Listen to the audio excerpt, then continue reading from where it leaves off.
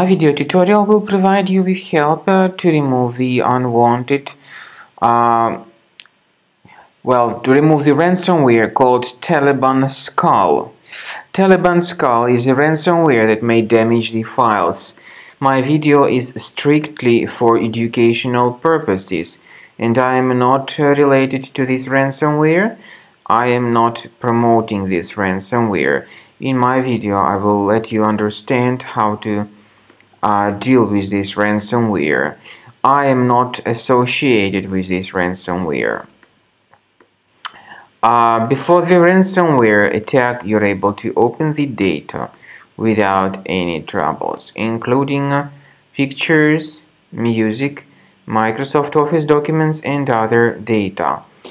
This ransomware then reveals this ransom note and also reveals another text message on the desktop titled as "readme you has been hacked."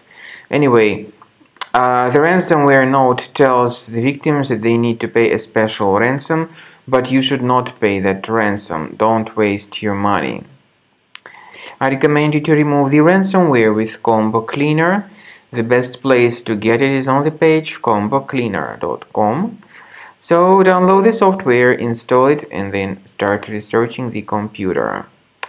This is the way Combo Cleaner looks like. The application is initially in the trial mode and only quick scan option is available. Click on Start Scan button. The software would first of all update its anti-malware database, which is certainly essential for proper detection and removal of any malware or ransomware or any other threats.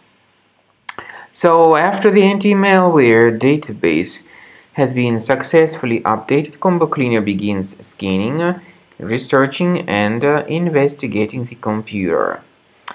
Pay attention to the fact that Combo Cleaner has got premium license. You can request trial to fully evaluate the features of Combo Cleaner. Also, Combo Cleaner has got anti-ransomware feature, which helps to remove the ransomware and to protect the data in the future.